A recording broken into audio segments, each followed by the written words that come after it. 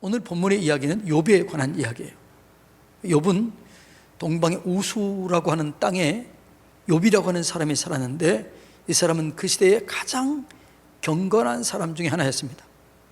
동방의 가장 의로운 사람이다, 그 주변에 가장 의로운 사람이다, 이렇게 얘기를 해요. 그러니까 이 욥이 얼마나 하나님 앞에 바르게 살았냐면 하나님이 인정할 만큼. 여러분, 우리가 하나님께 인정받기는 쉽지가 않아요. 사람에게 인정받기는 좀 이렇게 속일 수도 있고 잠시 동안 속일 수 있지요. 그러나 하나님께 인정받기는 쉽지가 않습니다. 근데 욥은 하나님께 인정을 받았다는 거예요. 자, 한번 볼까요? 1장 1절 다 같이 읽습니다. 우수 땅에 욥이라 불리는 사람이 있었는데 그 사람은 온전하고 정직하여 하나님을 경외하며 악에서 떠난 자더라. 그럼 뭐라고요? 온전하고 정직하여 하나님을 경외하며 악에서 떠났다. 이게 누가 인정한 거예요? 하나님이 인정한 거예요. 8절 다 같이 읽어볼까요? 여호와께서 사단에게 이르시되 내가 내 종 욥을 주의하여 보았느냐? 그와 같이 온전하고 정직하여 하나님을 경외하며 악에서 떠난 자는 세상에 없느니라. 이 말은 무슨 말이에요? 세상 속에서 욥이 가장 온전하고 경건하고 하나님 마음에 쏙 들었다는 거예요. 그러니까 하나님께 인정받는 자가 욥이었습니다. 그런데 욥은 또 하나님께 인정받았을 뿐만 아니라 사탄이 시기할 정도로 그렇게 하나님 앞에 올바르게 살은 거예요. 자, 그렇게 하나님께서 사탄 앞에 얘기합니다. 너 사탄아, 너 내 종 욥을 주의하여 보았느냐? 그와 같이 정직하고 온전하고 악에서 떠난 자가 없지 않느냐? 사탄이 뭐라고 그래요? 아이고 하나님이 욥의 두름 이 겉에 이게 둘러쳐주고 그 다음에 보호해 주시고 복을 주셔서 그렇지 그거 없으면 그렇게 하겠어요? 이렇게 얘기를 합니다. 자, 사단이 시기해서 이렇게 합니다. 욥기서 1장 9절로 10절 다 같이 읽습니다. 사단이 여호와께 대답하여 이르되 욥이 어찌하여 까닭없이 하나님을 경외하리이까? 주께서 그의 집의 모든 소유물을 울타리로 두르심 때문이 아니니까? 주께서 그의 손으로 하는 바를 복되게 하사 그의 소유물이 땅에 넘치게 하셨음이니이다. 아니, 이렇게 울타리로 도와주시고 소유에 복을 주고 하나님께서 다 채워주셨기 때문에 하나님을 섬기지 무슨 욥이 그렇게 하나님을 섬기겠습니까? 이렇게 얘기를 해요. 그래서 하나님께서 뭐라고 그래요? 야, 그 소유물을 너가 다 그것 가지고 와라. 그러나 그의 몸에는 손을 대지 말고 그 소유물 다 가지고 와라. 한번 하나님과 욥을 그렇게 믿었다는 거죠.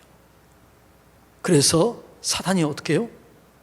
하루아침에 보면은 스바 사람들이 와서 칼날로 종을 죽이고 양과 소를 다 죽입니다. 그리고 남은 것을 하늘에서 불이 내려가지고 다 태워버립니다. 그리고 갈대아 사람이 와가지고 남은 것을 다 죽여버립니다. 그리고 마지막에는 큰 태풍이 불어와가지고 욥의 자녀들이 있는 집을 쳐서 그 집이 무너져서 하루아침에 다 죽어버립니다. 그러니까 재산도 자녀도 그 소유물 모든 것을 빼앗았게요. 그때 욥이 흔들리지 않습니다. 하나님께서 욥에게 이렇게 얘기합니다. 자, 2장 3절 다 같이 읽습니다. 여호와께서 사단에게 이르시되 내가 내 종 욥을 주의하여 보았느냐? 그와 같이 온전하고 정직하여 하나님을 경외하며 악에서 떠난 자가 세상에 없느니라. 내가 나를 충동하여 까닭없이 그를 치게 하였어도 그가 여전히 자기의 온전함을 굳게 지켰느니라. 그렇게 해도 어떻게 했다고요? 여전히 온전하고 하나님 앞에 믿음을 지켰다는 거죠. 이런 믿음을 가진 자를 하나님이 쓰실 줄로 믿습니다. 그래서 욥은 마침내 하나님께서 허락하신 그 고난, 시련을 이겨냅니다. 그리고 온전히 이겨내고 하나님의 살아계심을 경험하게 되고 그 영광을 몸소 체험합니다. 그 욥이 어떻게 살았느냐라는 거죠. 욥은 첫째로 극한 어려움 속에서도 절대로 하나님께 원망하지 않고 불평하지 않았다는 것입니다. 따라서 해볼까요? 하나님을 원망하지 말고 불평하지 맙시다. 이거 여러분 철저하게 조심해야 돼요. 따라서 해볼까요? 하나님에 대해서, 교회에 대해서, 이웃에 대해서, 주의 종에 대해서, 나라에 대해서 원망하지 마세요. 자, 그의 아내가 차라리 하나님을 저주하고 죽어라 이렇게 얘기를 해요. 그때 욥이 이렇게 합니다. 욥기 2장 10절 다 같이 읽습니다. 그가 이르되 그대의 말이 한 어리석은 여자의 말 같도다. 우리가 하나님께 복을 받았은즉 화도 받지 아니하겠느냐 하고 이 모든 일에 욥이 입술로 범죄하지 아니하니라. 이게 중요해요. 여러분, 하나님의 복을 누리기 위해서는 어떤 환난, 어떤 고난, 어떤 시련이 있다 할지라도 입술로 범죄하지 마시기 바랍니다. 원망하지 마세요. 하나님에 대해서 원망하지 마세요. 하나님에 대해서 불평하지 마세요. 그게 우리가 살 이런 길이에요, 길. 예. 여러분, 그러니까 욥이 그렇게 그 고난 속에서 지내면서 어떻게 그러면 그걸 이겨냈냐라는 거죠. 근데 고난을 겪으면서 한 가지 깨달은 게 있어요. 아, 이 고난은 나를 죽이려고 하는 게 아니고 내 믿음을 단련하는 기간이구나. 이걸 깨달아요. 그리고 이렇게 고백을 해요. 욥기서 23장 10절 다 같이 읽습니다.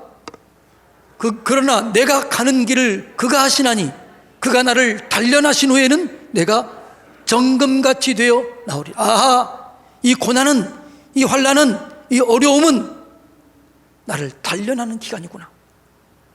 내가 단련되면 정금 같은 믿음으로 나오게 될 것이다. 나는 반드시 승리하게 될 것이다. 이렇게 얘기를 하는 거죠. 여러분, 우리가 지난 부흥의 기간 동안 많은 은혜 받았지요. 그때 기억에 남는 한마디가 뭐예요? 어떤 시련이나 어떤 환난이나 심지어 징계라 할지라도 그것은 내게 결국은 뭐가 된다고요? 유익이 되는 거죠. 할렐루야. 고난은 우리에게 유익이 될 줄로 믿습니다. 예. 그럼 고난 당했을 때 어떻게 해야 되느냐라는 거예요. 고난 당했을 때 우리가 해야 될 거는 뭐냐? 여러분, 이겨낼 수 있다는 믿음을 가져야 됩니다. 이거는 반드시 이겨낸다. 내가 감당하지 못할 것은 없다. 이 믿음을 가져야 돼요. 고난이 왔을 때 뭐라고요? 내가 이겨낸다. 무슨 복을 주시려고 일하나? 어떤 것이 예비되어 있나? 이 믿음을 가져야 돼요. 자, 고린도전서 10장 13절 다 같이 읽습니다. 시험 당할 때 이 믿음을 가져야 돼요. 이 믿음, 이 말씀을 붙잡으세요. 다 같이 읽습니다. 시작. 사람이 감당할 시험 밖에는 너에게 당한 것이 없나니 오직 하나님은 미쁘사 너희가 감당하지 못할 시험 당함을 허락지 아니하시고 시험 당할 즈음에 또한 피할 길을 내사 너희로 능히 감당하게 하시느니라. 아멘. 시험 당할 때 이 믿음을 가지라고. 어려움을 당할 때, 환난을 당할 때, 힘든 일을 맞을 때 뭐라고요? 이거는 내가 감당할 수 있다. 내가 이겨낼 수 있다. 감당하지 못할 시험당함이 없다. 이 시련을 통해서 나는 더 성장하리라, 성숙하리라, 영광을 경험하리라. 이 믿음을 가져야 된다는 거죠. 그리고 어떻게 가만히 있는 게 아니라 기도해야 되는 거죠. 우리가 야고보서 1장 2절로 4절 읽었습니다. 야고보서 1장 2절에 뭐라고 그러냐 그러면 형제들은 너희가 여러 가지 시험을 당하거든 온전히 기쁘게 여기라. 온전하고 구비하여 조금도 부족함이 없게 하려 함이라. 그리고 그 시련을 당할 때 뭐라고 그러냐 그러면 야고보서 1장 5절 이렇게 합니다. 다 같이 읽습니다. 시작. 너희 중에 이 말 하기 전에는 뭐라고요? 시련을 당하거든 온전하게 기쁘게 여기라. 온전하고 구비하여 조금도 부족함이 없게 하려 함이라. 이게 2절로 4절 말씀이에요. 그리고 5절 주는 거예요. 그 시험 당할 때 뭐라고요? 너희 중에 누구든지 시험을 당할 때 이기지 못할 지혜가 있으면 지혜가 부족하거든 모든 사람에게 후히 주시고 꾸짖지 아니하신 하나님께 구하라. 그리하면 주시리라. 그러니까 우리가 시험 당할 때, 환난 당할 때, 어려움 당할 때 뭐 해야 돼? 주님 전에 나와서 기도하는 거죠. 믿음으로 기도하는 거죠. 기도할 때 하나님께서 열어주실 줄로 믿습니다. 기도가 그렇게 중요한 거예요. 자, 빌립보서 4장 6절 7절 똑같이 얘기해요. 4절 5절은 이 얘기입니다. 항상 기뻐하라. 너희 관용을 모든 사람에게 알게 하라. 시련이 올 때, 환난이 올 때 기뻐하고 관용해라. 오히려 우리는요, 사람들이 환난이 오거나 고난이 오면요 그릇이 적어져요. 짜증나, 신경질이 많아져. 근데 그러지 말라는 거죠. 기뻐하라, 관용을 베풀라, 그리고 기도하라는 거죠. 4절, 6절, 7절 다 같이 읽습니다. 아무것도 염려하지 말고 다만 모든 일에 기도와 간구로 너희 구할 것을 감사함으로 하나님께 아뢰라. 기도하라. 그리하면 모든 지각에 뛰어난 하나님의 평강이 그리스도 예수 안에서 너희 마음과 생각을 지키시리라. 이 말은 무슨 말? 감사가 나오게 하는 거예요. 찬송이 나오는 거예요. 흔들리지 않는 거지요. 여러분, 이 믿음 가지시기를 주님의 이름으로 축복합니다. 2022년도 꽃길만 있는 게 아니에요. 어려움이 올 수도 있습니다. 예수 믿기 때문에 어쩌면 더 어려움 올 수 있습니다. 그런데 이거는 축복의 지름길입니다. 축복의 터널입니다. 그 동굴이 아니고 뭐라고요? 터널이에요. 터널은 지름길이에요. 따라서 해볼까요? 우리가 당하는 고난은 동굴이 아니고 터널입니다. 여러분, 그래서 여러분, 우리가 2022년도 우리가 갑절의 영감을 받아 승리하기, 축복을 얻기 위해서는 절대로 원망하지 말고, 절대로 불평하지 말고, 시련이 오거나 환난이 오고는 여러분 이길 수 있다라는 믿음 가지세요. 감사하세요. 기도하세요. 그럴 때 갑절의 축복, 갑절의 능력을 얻게 될 줄로 믿습니다. 두 번째로 욥이 어떻게 됐느냐? 갑절의 축복을 받았던 비결은 회개를 통해서 하나님과의 관계가 회복됩니다. 오늘 읽었던 1장부터 6장까지는 욥의 회개입니다. 회개. 욥이 하나님께 대해 서운한 마음도 있었어요. 그러나 불평을 하잖아요. 오히려 자기에 대해서 얘기하잖아요. 차라리 내가 나지 않았더라면 좋았을 걸, 내가 태어난 날 그날이 멸망되었으면 좋았을 걸, 내 생일이 없었으면 좋았을 걸. 그렇지만 원망하진 않아요. 그런데 욥이요, 하나님의 섭리를 알지 못했기 때문에, 이 갑절의 축복을 알지 못했기 때문에 어떻게 합니까? 하나님의 뜻을 알지 못해서 하나님의 영광을 가리운 적이 있어요. 그리고 말로 함부로 말했던 게 있어요. 그래서 얘기합니다. 하나님, 내가 뭘 알지도 못하면서 하나님의 뜻을 가리웠네요. 영광을 가리웠네요. 함부로 말했네요. 용서해 주세요. 그렇게 회개했을 때 하나님의 영광이 임하게 되었던 것입니다. 여러분, 욥의 회복은 회개부터 시작된 거죠.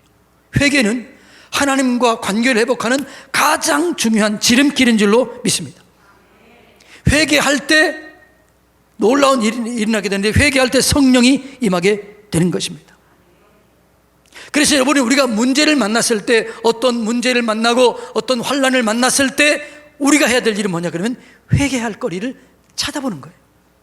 내가 회개할 일이 뭐가 있나?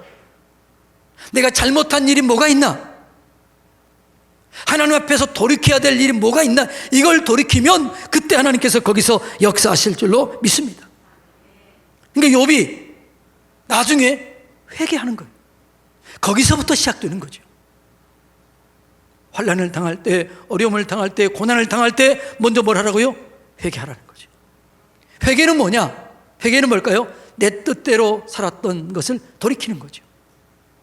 내 방법대로, 내 뜻대로, 내 마음대로 살았던 삶이 하나님께로 돌아오는 거예요. 그게 회개입니다. 여러분, 2022년 갑절의 축복을 받기 위해서는 여러분의 방법, 여러분의 경험이 아니라 하나님을 의지하고 하나님 말씀에 따라 사시기를 주님의 이름으로 축복합니다. 그러면 하나님께 돌아오는 게 회개예요. 따라서 볼까요? 회개는 하나님께 돌아오는 것이다. 회개는 뭐라고요? 등을 돌리고 있던 관계가 돌아오는 거예요. 여러분, 누가복음 15장에 보면 돌아온 탕자 이야기가 나옵니다. 아들이 아버지로부터 모든 것을 받아가지고 허랑방탕하게 창기들과 허랑방탕해서 다 쓰고 알아보지도 못할 만큼 비참하게 돌아옵니다. 제 서재에 보면 돌아온 탕자 그림이 있어요. 렘브란트 그림이 있어요. 한번 보세요. 한번. 비참하게 오는 거예요. 그때 아버지는 어떻게 해요? 기다리고 있는 거죠. 그 뛰어가서 손을 안아줘요. 반지를 끼워줘요. 옷을 입혀줘요. 신발을 신겨줘요. 잔치를 베풀어줘요. 그리고 이 아들이 부끄럼 없이 살도록 잔치를 베풀어주는 거죠.